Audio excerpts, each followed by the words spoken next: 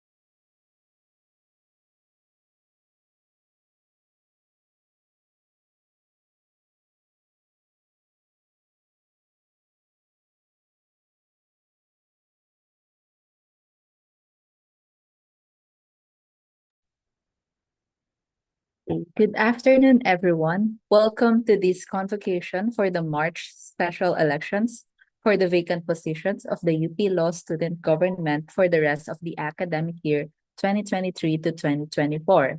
I am Marian Joyce Dakel, your host for today. So for this convocation, the candidates will be given 2 minutes each to present their opening spiels. There will be a question and answer portion specific to the candidates based on the questions submitted online, which would be answerable for a minute. And then follow-up questions should be answered within 30 seconds. And candidates must also keep their Zoom video closed unless it is their turn to speak. For the electorate, you may still submit your questions on the provided Google form. The link is in the Elecom page and the Law Community Hub, and it is also being flashed right now on our screen. So that would be tinyurl.com/convocqse24. So let us begin our opening spiels with our first candidate for first year batch representative, Winona Don Katubig.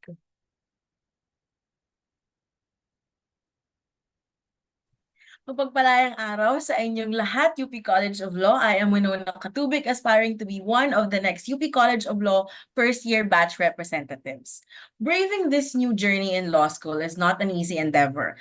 And although we may have settled in, the need to further solidify our footing through integrating ourselves into our community is needed for us to stay informed, build meaningful relationships, as well as address different issues, and do what we can to make an impact. We aim to tackle these challenges through the platform hashtag #WeKnowNa. Knowing you, knowing our community, and knowing the law and law school. Through knowing you, we shall hold inter-block projects such as block check-ins and batch bondings, advocacy building initiatives, and having a volunteer corps, which will help us know each other and become more united as a batch. This leads us to knowing our community, where our focus is to bridge the gap between the student body and the relevant parties by strengthening our communication systems to make them more accessible and useful. We aim to make our proceedings as transparent and as proactive as possible. The last pillar, knowing the law and law school, we shall take on projects aimed at creating a more conducive environment for law students to perform well in their academics. This will involve duties to the incoming batch of freshmen as well as through organizing ADAPT 2024. Being a scholar ng bayan for many years now, having a consultative, innovative, and involved platform and leadership is extremely valuable to me. And it is my goal to exemplify that as your freshie batch representative. Fellow first-year students, I ask for your trust in serving you through the UP LSG this year. We know na being a law student is going to be difficult, but with Winona, we can find a way to not only survive but also thrive in law school. Once again, I am Winona Katubig, aspiring to be your UP LSG first-year batch representative.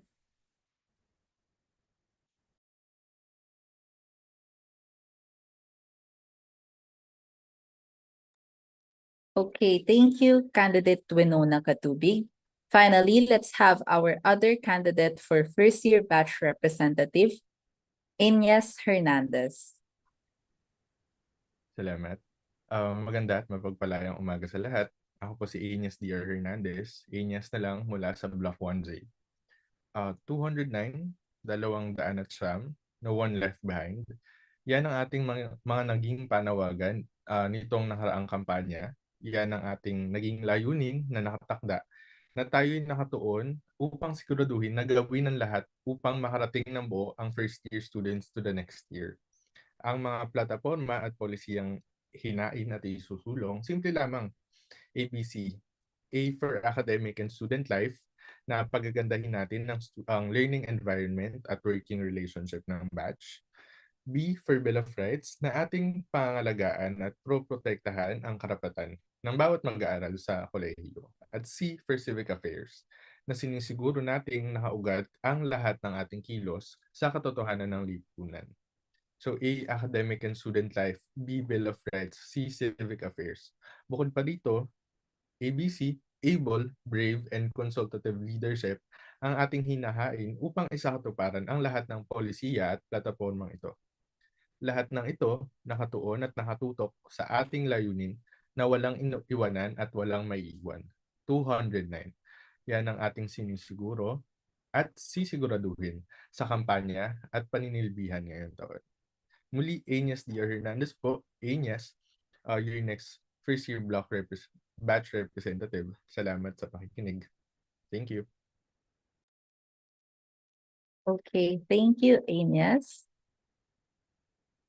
Now that we have heard all our candidates, let's give them a chance to address the questions submitted by the UP Law community. Again, to repeat the mechanics, each candidate to whom the question is addressed would be given a minute to answer. And then for follow-up questions, they would be given additional 30 seconds to address those. So the first question is addressed to both candidates. And the question is, what is the most pressing issue that UP Law students face, and how do you plan to resolve it?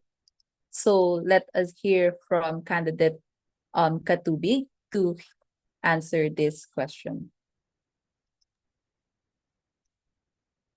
The most pressing issue that law students face is to have to constantly adapt to many different changes when it comes to studying law.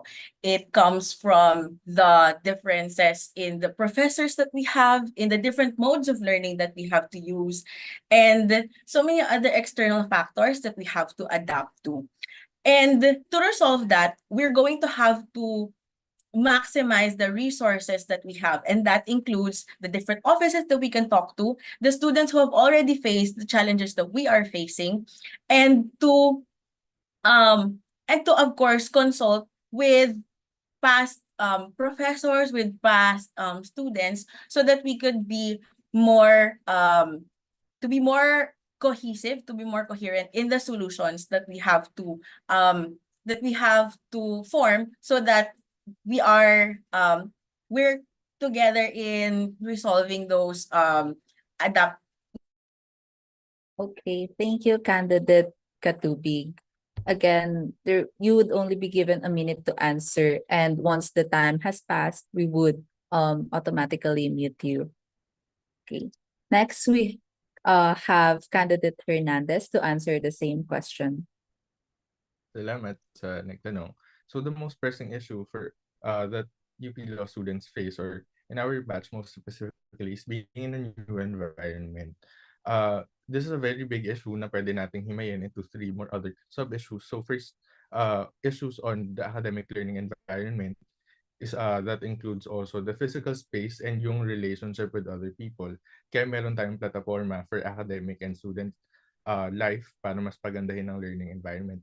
B, for Bill of Rights, yung mga karapatan, merong issues on protecting the rights of students and on it being availed by students. Kaya may plataforma tayo to protect the rights of the students. Huli, merong issue na kulang yung pagkaugat ng actions within the college and the students in civic affairs. Kaya meron din tayong plataforma for civic affairs na sisiguraduhin natin nakaugat ang pamumuhay within the college sa katotohanan ng lipunan. Salamat. Thank you, Candidate Hernandez. Then the next question is, how are you going to balance your time juggling academic requirements and LSG duties? So this is addressed to both candidates again. For this question, let us hear from Candidate Hernandez first. Good morning. Salamat ulit sa tanong.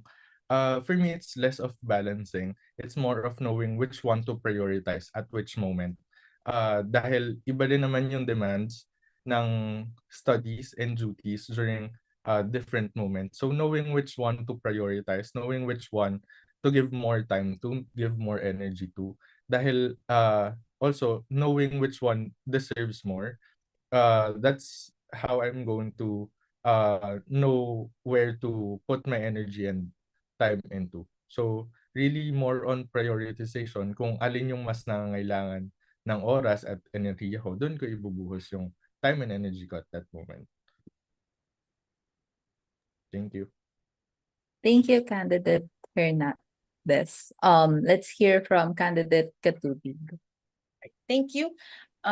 One thing I learned from back when I was in undergrad is good energy management. More so than time, we need to balance how we're going to allocate how much energy we still have within the day. As mentioned by Aeneas before, it's about energy and time management. But besides that, we also have to avoid burnout and, of course, maintain constant communications with the people that we work with. And that includes my block and the LSG. And of course, knowing when to ask for help is very important to be able to juggle academic and LSG duties, since both of these endeavors are not done alone. So again, it's energy and time management, maintaining constant communication, and of course, knowing when to ask for help. Thank you. Thank you.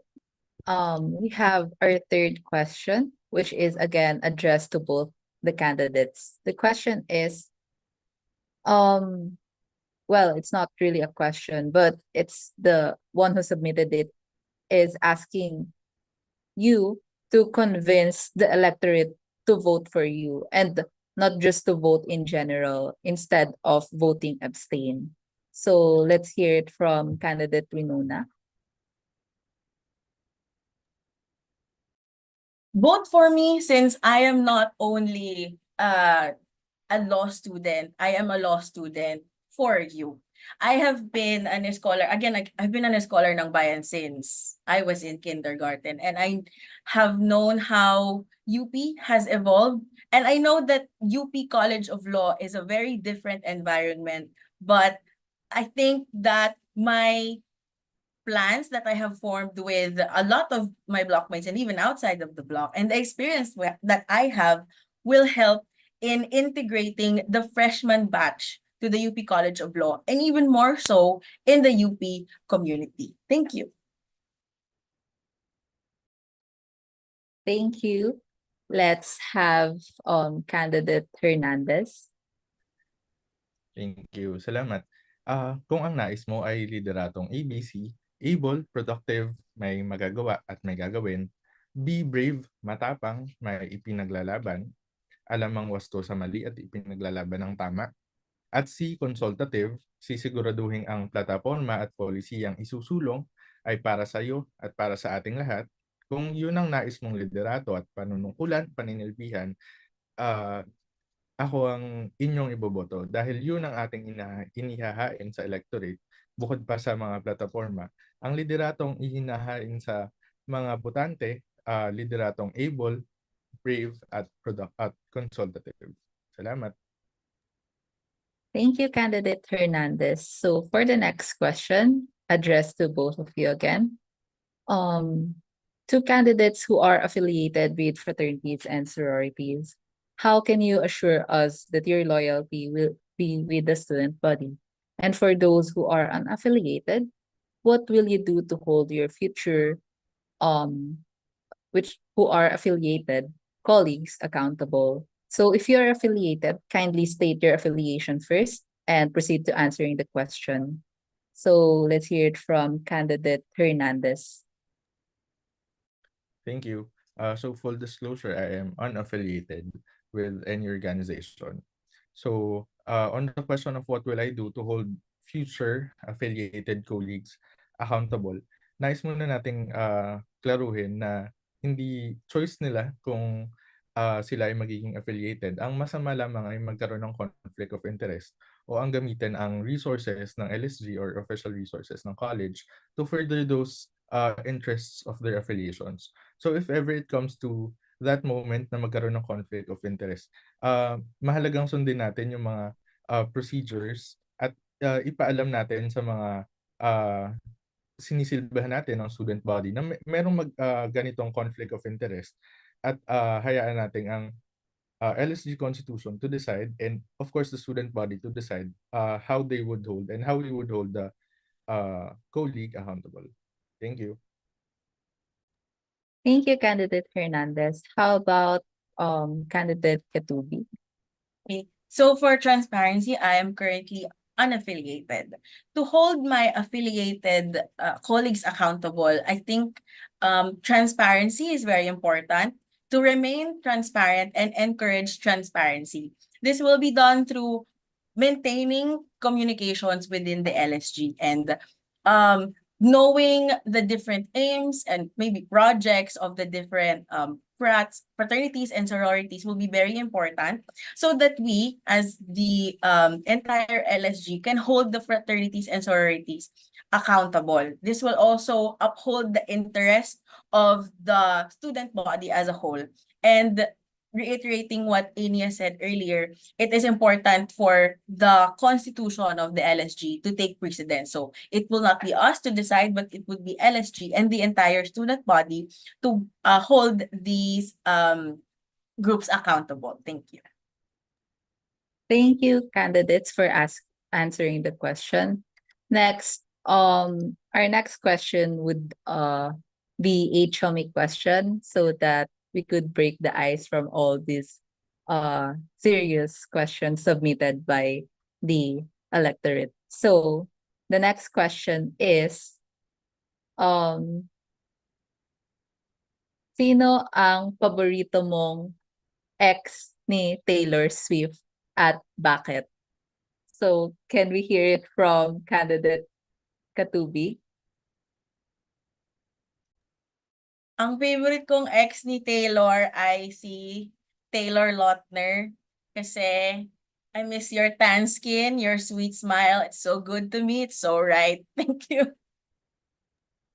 Thank you. Mukha mo back to December tayo sa answer ni candidate Katubi. So let's hear it from candidate Hernandez. Thank you. Wala tayong paboritong ex ni Taylor Swift kasi lahat sila exes na for a reason. So it didn't work out for Taylor. Masaya lang tayo na masaya siya ngayon with Travis. Oh, okay. Thank you, candidates, for answering the question, the chummy question. Now let's go back to being serious. So the next question is, what are your concrete plans on addressing the rapidly deteriorating mental health of students in UP Law? So, candidate Inyas Hernandez, sorry. Thank you for that. So kasama yung pangangalaga ng mental health sa plataforma natin, most specifically on academic affairs and academics and student life. So layunin natin, una, mas pagandahin ang learning environment both physically and psychologically for students. to address what are causing these mental. So two-pronged yung approach. First is on addressing kung ano yung nagko-cause ng mental health deterioration on students. So policies ba to? Ito ba yung systems within the college or within their classroom? So yun yung una nating tutugunan. Pangalawa, addressing yung current deteriorated mental health. So magkakaroon ng projects to know students better, know themselves better, kung ano yung magagawa to address their burnout to help heal themselves also. So two-pronged yung approach on addressing yung root ng deterioration and on helping improve back to let's state. Thank you, Candidate Hernandez. How about Candidate Katubig? Okay. So, it's very important to first know what are the individual causes of the rapidly deteriorating mental health. And we could address this by talking directly to the block reps. They could form sort of a meeting with their with their blockmates or talk to them one-on-one so that we know the root cause of these problems. And then after that, we should know what resources we have within the college and within the university on what can help the issues that we already have. And after that, whatever we don't have, then we consult with the offices on what they can offer us. Offices within the College of Law and within the university. And of course, hindi mawawala yung mga usual na maliliit na activities na maaaring makatulong sa mga estudyante na bagaman hindi ito pangmatagalan ay maaaring makatulong sa kanila ngayong araw. Maraming salamat. Maraming salamat. So the next question would be addressed to both of you again. The question is, assuming that you will be elected in your respective positions, what will be the first thing that you will do as the first year batch representative? So Candidate Katubi, can you answer first? Thank you. Once I'm elected as a first-year batch representative, and I hope Anias will be with me, we will form a better plan together. And after that, we will convene with the block reps so that we will be more informed with the plan that we have and adjust it accordingly to what the students need. And then after that, we will consult with the LSG on which of those projects or plans are feasible, doable within the time that we have, given that we're going to be elected in the middle of the second semester. We aim to be as productive as we can without, of course, also deteriorating our own mental health. So again, it's going to be consultative. It's going to be a holistic approach towards addressing the concerns of our batch. Thank you. Thank you as well, Candidate Katubig. Now, can we have Candidate Hernandez to answer the same question? Salamat. Salamat also, Winona. Susugan ko lang din yung sagot ni Winona na sa maging kasama ko in the LSG. First would be very important laying vision for our batch and kung ano yung magiging combined plans namin ni Winona. But as for specifics, especially on the platforms na nailatag natin sa student body, what we want is to address first yung low-hanging fruits. So yung FAQs database, yun yung una nating gagawin, na magkaroon ng database on all student-related questions, whether it be enrollment or other questions related to students. Yun ang una nating gagawin para rin magkaroon ng live database ng students kung saan sila pwede mag-aral within the college and within the campus. Pangalawa yung student census upang magkaroon ng mas maraming data para mas maraming data on other proposals na ating ihahain. Salamat. Maraming salamat. So the next question is again addressed to both of you. Actually, all questions are addressed to both of you since you are the only candidates running this special election. So the question is, what do you want to improve about the current LSG, assuming that you will be elected into the student council? So can we hear it from candidate Hernandez? Thank you. So ang nais nating i-improve o mas pagandahin sa LSG ay visibility. So ito ang isang naging common issue sa consultations natin within batchmates before this campaign na hindi nila ramdam at dama ang LSG. So yun yung nais nating pagtuunan ng pansin na aside from being visible or aside from them seeing it, what we want is for everyone to really feel kung ano yung nagagawa at ginagawa ng LSG para sa kanila.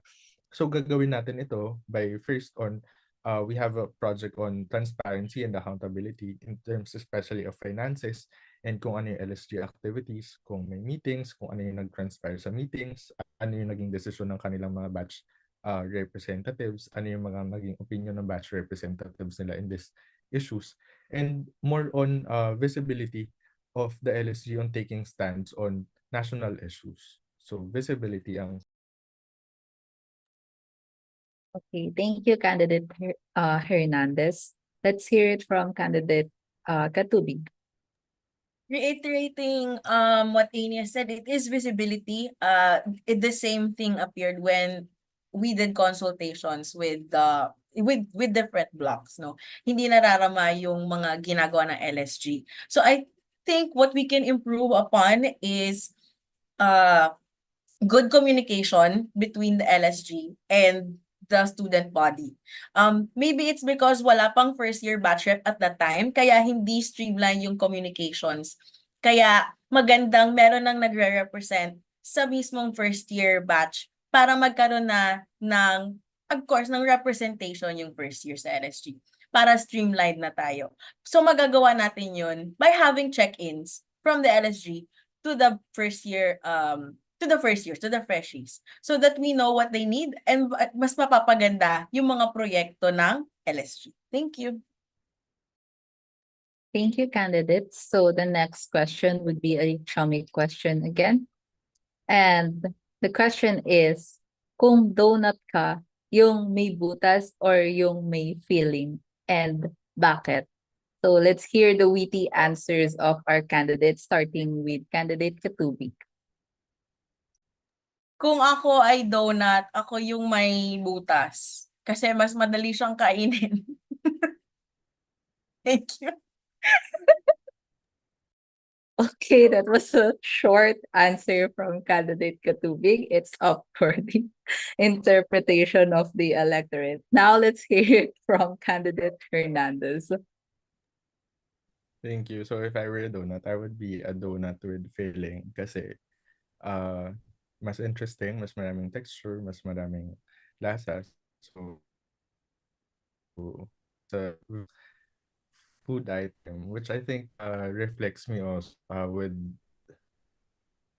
an interest.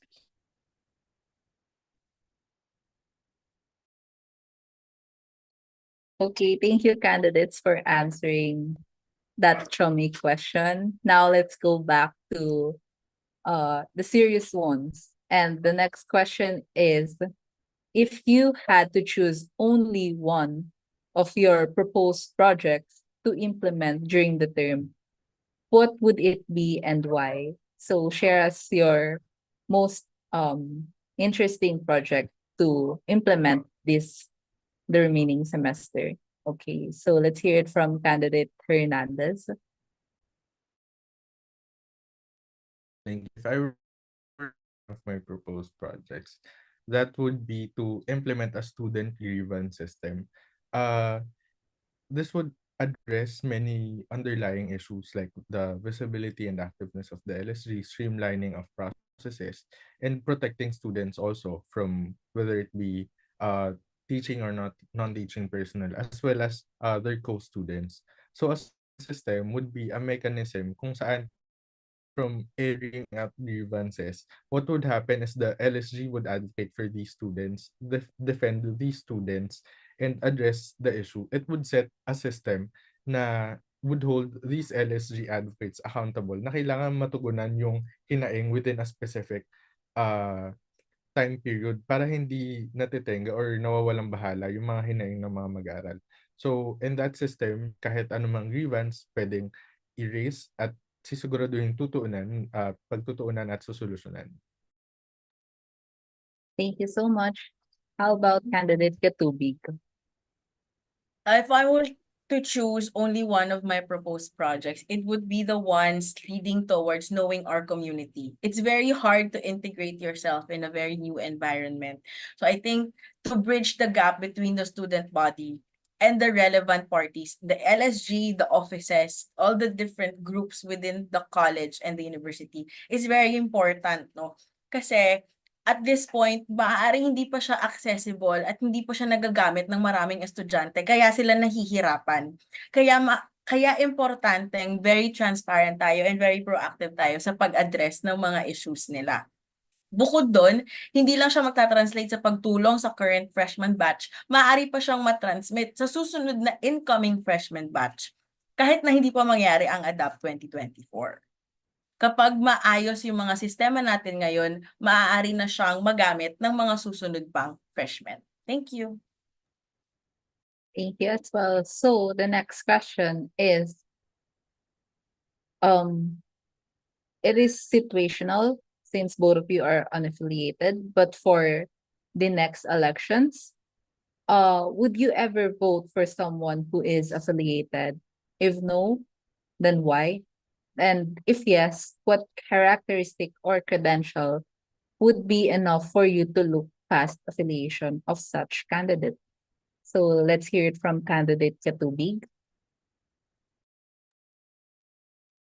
If ever, I would vote for someone who is affiliated, given their track record on what their leadership has been in the past, how they have been as a student, maybe how they have been as a friend or as a blockmate. It's very important to know the person besides their affiliation. And of course, their affiliation is just a drop in their CV, or maybe just a drop in their entire general or specific plan for the student body. It's very important to have a holistic view on what the person, and it's very important that they are transparent, that they are collaborative, and that they are well informed in the issues currently being faced by the students. So if they know how to address those concerns, then I would definitely vote for them, whether or not they're affiliated. Thank you. Thank you so much. Now let's hear it from candidate Hernandez. Good morning. Would I ever vote for someone who's affiliated? Yes, dahil hindi naman natin din-discount na hindi naman buong buhay ng isang kandidato ang affiliation niya. Ngunit ilan sa mga consideration natin, first, leadership, kung anong klaseng type of leadership meron siya, kung fit ba to sa electorate. Second, track record and platforms. Kung ano niya yung mga nagawa niya noong in the past, whether they already have a leadership position, and kung ano yung hinahain niya sa student body, kung ito ba yung kailangan talaga ng student body or is this lip service.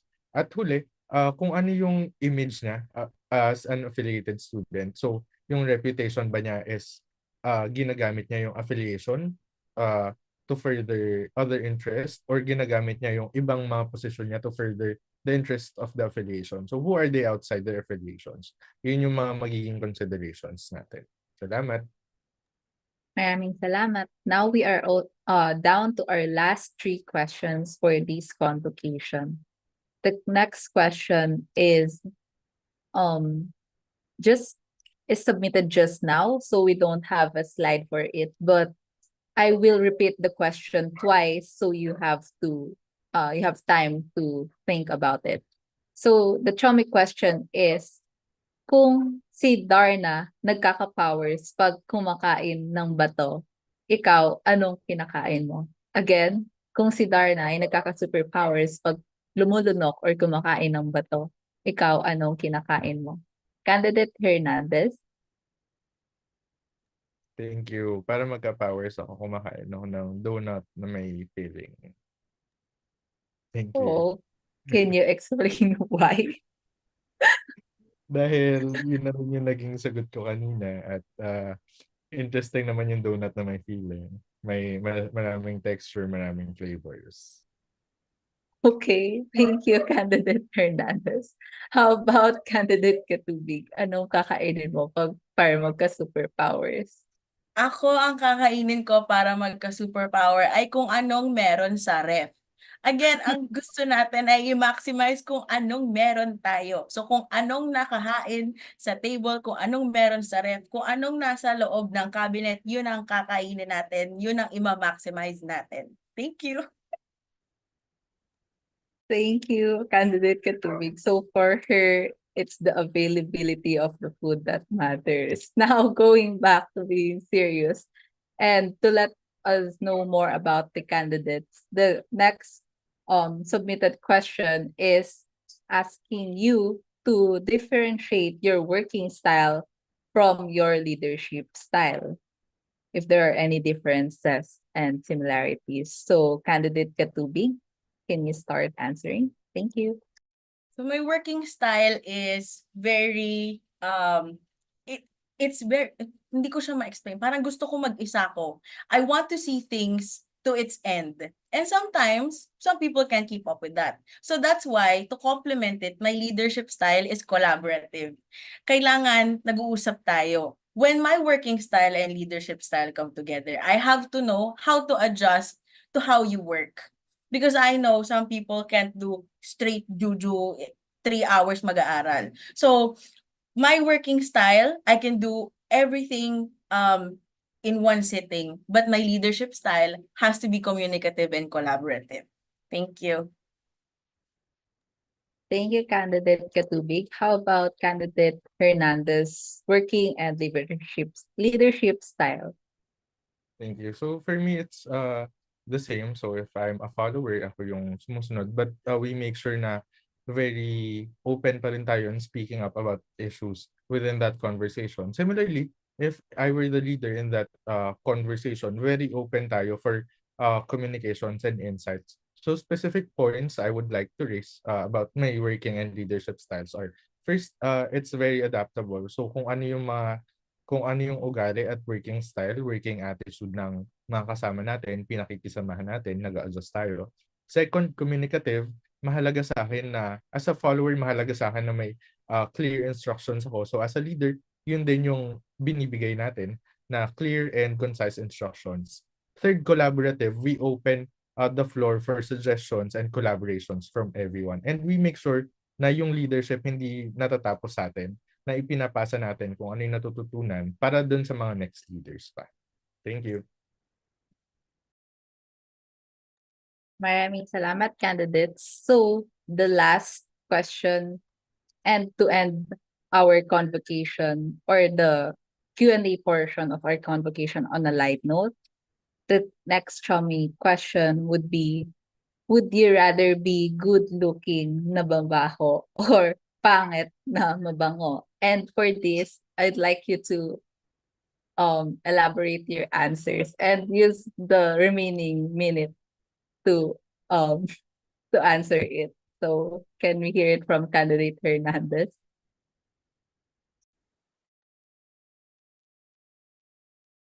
Thank you. I would rather be good looking and than foul smelling, because I think it's relatively less cheaper to improve how you smell than what you look. Also, I think yung amoy mo mas madali siyang takpan ng pabango, and you can change uh, perfumes depending on occasion. Pero if I weren't good looking, I can't change faces depending on the day or depending on the occasion. I would rather choose to be good looking and foul smelling than the opposite. Thank you. Thank you, candidate Hernandez. How about candidate Katubig? What would you choose between the two? I would rather be pangit na mabango. Dahil beauty is in the eye of the beholder. Pero kapag mabaho ka talaga. So, kailangan paragi tayong mabango. Naniniwala akong hindi nagja-judge ang tao based sa looks, pero kapag mabaho ka, maririnig mo talaga siya. So, mas pipiliin ko maging pangit na mabango. Thank you so much. Thank you. So, magkaiba yung answers ng candidates natin. And that concludes the question and answer portion of our convocation. But before we end, the candidates will be again given an opportunity for their closing spiels, for which they will have 2 minutes each to deliver. So again, let us call on our candidate for first year batch representative, Anias Hernandez. Thank you. Mapagpalayang araw ulit sa lahat. Una, pasasalamat sa pakikinig at sa oras na inilaan ngayong linggo para sa convocation na 'to. Pasasalamat ulit sa pagpapatuloy sa akin sa inyong mga silid noong nakaraang araw sa kampanya at pakikinig. Pasasalamat ulit sa mga katanungang ibinigay ngayong araw at yung mga questions na ibinato noong nakaraang campaign period. Thank you for that kasi nagkaroon ng chance to get to know the batch better and to get to know your insights better. So thank you for hearing me out throughout this campaign period. That means a lot.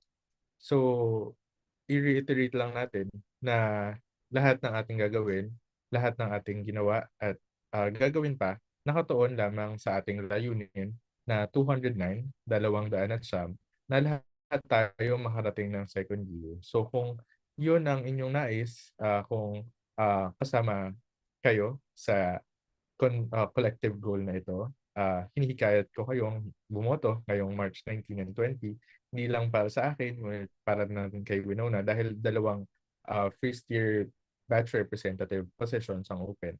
So let's exercise our right to vote ngayong March 19 and 20. Bilang pagtatapos, ulitin lang natin ang layunin natin, 209, walang iwanan at walang may iwan. Salamat sa inyong oras. Thank you as well, candidate Hernandez, for sharing your plans for your batch. Now, let's hear it from the other candidate for first-year batch representative, candidate Winona Don Katubig. Being a student in the UP College of Law has been a dream of mine. But admittedly, there are times where I would feel alone in achieving my goals. May mga araw nakabado ako dahil di ko natapos yung readings o digest lang talaga yung kinaya ng powers ko. However, I was able to survive because of the people who have been there to help me, offer guidance, or uplift my spirits. Fellow freshies, this experience has made me realize that having a strong and supportive community is important for us to overcome the different challenges that we face. Our batch and the college is a community full of relentless spirits. In upholding the welfare of the student body, we will work together as a batch with various offices in doing what we can do to make this experience smoother and more conducive for our goals. As your fellow law student, block representative of Block G, former BDEL scholar, I was able to witness and experience the different struggles. And we ask now, how can we be a more informed, integrated, and impactful batch? Having taken various leadership roles before, I've seen how important it is to not only execute my programs, but to have the constituents be part of the process in determining what we need to address and how we're going to do that.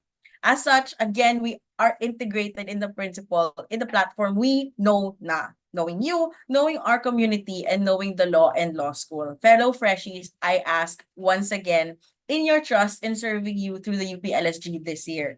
Through the initiatives that we have, we will bring together the freshie community to form meaningful connections, ensure that we are proactive and transparent in addressing issues, and create an impact in the community that we belong to. We know na by working together and establishing clear systems and initiatives, we would be able to not only survive but also thrive in law school. Once again, I am Winona Katubig with Aeneas Hernandez, aspiring to be your UP-LSG first year batch representatives. Thank you so much and good morning. Thank you so much. Now, and to thank you, thank you to everyone who joined us today. And for those who weren't able to catch the start of the convocation program, this live stream would still be available on our YouTube channel. Again, thank you, candidates, and thank you to those who are tuning in our YouTube live stream. So before we end, I'd like to call on Chairperson Amano to give the final reminders for this election proper. Okay. Thank you, Commissioner Dakil, and thank you to the candidates. So good morning, everyone. I'm Mika Amano, the current chairperson of the UP Law Electoral Commission. We just wanted to thank all the candidates and viewers today for joining us. So to the electorate, please make sure to cast your vote during the election proper, which will be on March 19 to 20. That is on Tuesday and Wednesday. So please go to halalan.upd.edu.ph and sign in using your UP mail. For grievances, you may submit them through the tech complaint form that we will be releasing later on in the Facebook page of the ELECOM. And we will also be releasing the details as to which rooms in Malcolm will be used as the physical precinct for these special elections. And with that, we end our convocation for the special elections for the law student government for the special elections for the law student government for the academic year 2023-2024. So please do vote again on March 19 to 20. Thank you. Have a good day.